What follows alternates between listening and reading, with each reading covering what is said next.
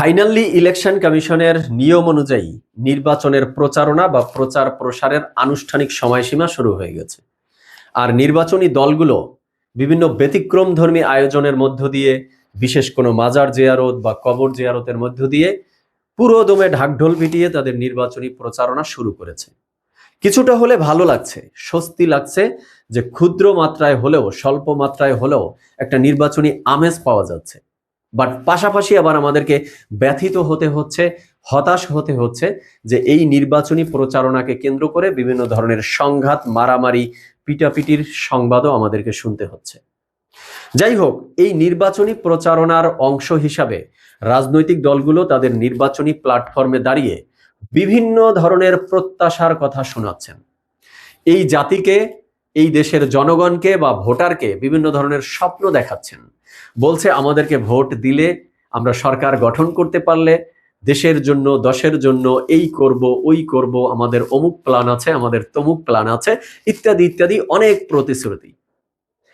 এরই পাশাপাশি রাজনৈতিক দলগুলো এক দল আর এক দলকে লক্ষ্য করে বিভিন্ন কটূক্তিমূলক বক্তব্য করছে, শব্দ বোমা ছুড়ে মারছে।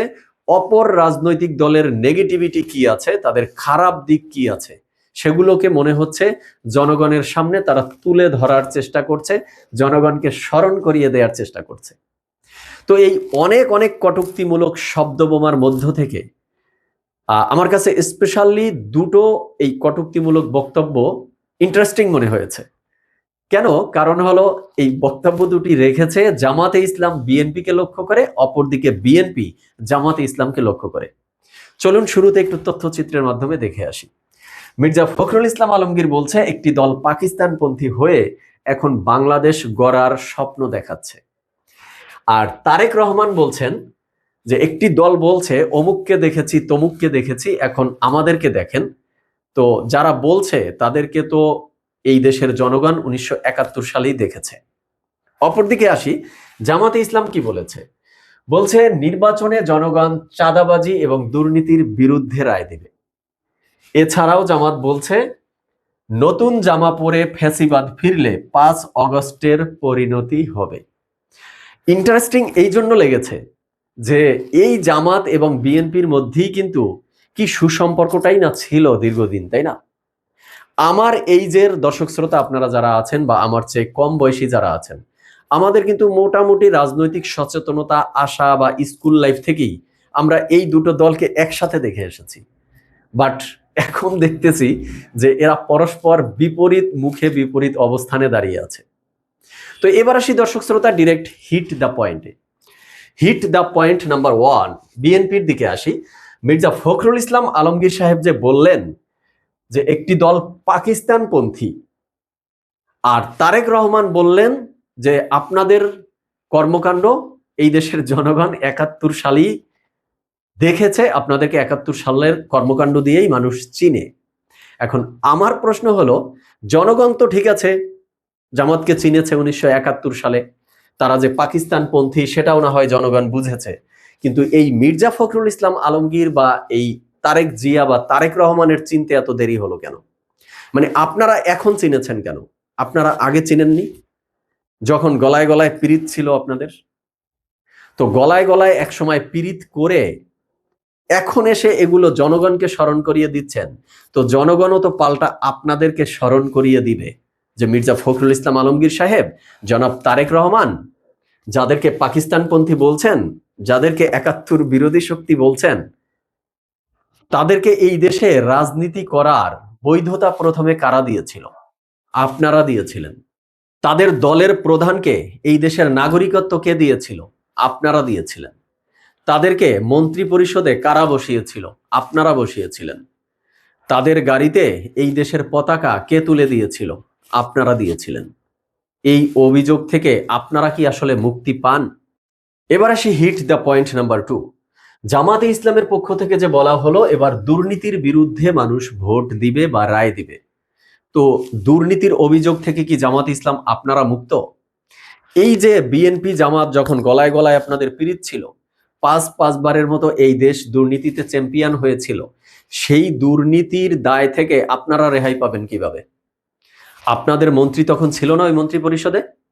এমপি ছিলেন না একাধিক আপনারা তখন? ছিলেন।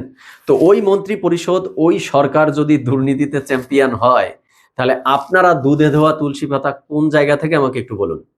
যদিও আপনারা গায়ের জোরে এটি দাবি করছেন, সেই দাবির প্রেক্ষিতে এর পূর্বে আমি একটি লম্বা আলোচনা করেছিলাম, তথ্যচিত্রের মাধ্যমে দেখিয়েছিলাম যে সেই সময়ে আপনাদের এমপি মন্ত্রীদের বিরুদ্ধেও বিশাল বিশাল দুর্নীতির অভিযোগ ছিল, মামলাও হয়েছিল, আপনারা পলাতকও ছিলেন, অনেকে সাজা ভুক্তও ছিলেন, সাজা হয়েছিল আপনাদের।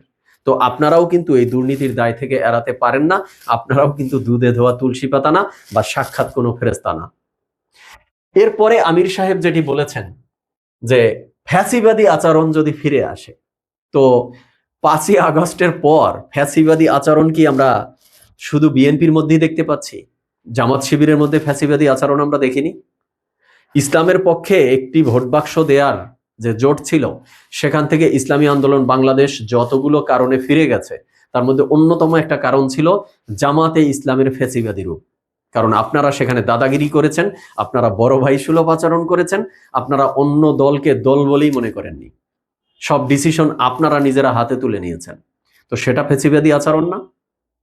5ই অগস্টের পর মব সন্ত্রাসকে যেভাবে আপনারা উস্কে দিয়েছিলেন, সেটা ফ্যাসিবাদীর লক্ষণ না? না সেটা কোনো গুড গভর্নেন্স, সুশাসনের লক্ষণ ছিল? বিশ্ববিদ্যালয়ের ছাত্র সংসদে শিবির প্যানেলের ভূমিধস বিজয়ের পরে রাজশাহী বিশ্ববিদ্যালয়ে যে ধরনের সন্ত্রাসী কর্মকাণ্ড চালানো হয়েছে, এগুলো ফ্যাসিবাদ না? ঢাকা বিশ্ববিদ্যালয়ে ডাকসুর প্যানেল থেকে যেভাবে ক্ষমতার অপব্যবহার করা হচ্ছে, এগুলো ফ্যাসিবাদী আচরণ না? তো ফ্যাসিবাদী আচরণের দায় থেকে জামাতে ইসলাম আপনারা রেহাই পাবেন কোথা থেকে?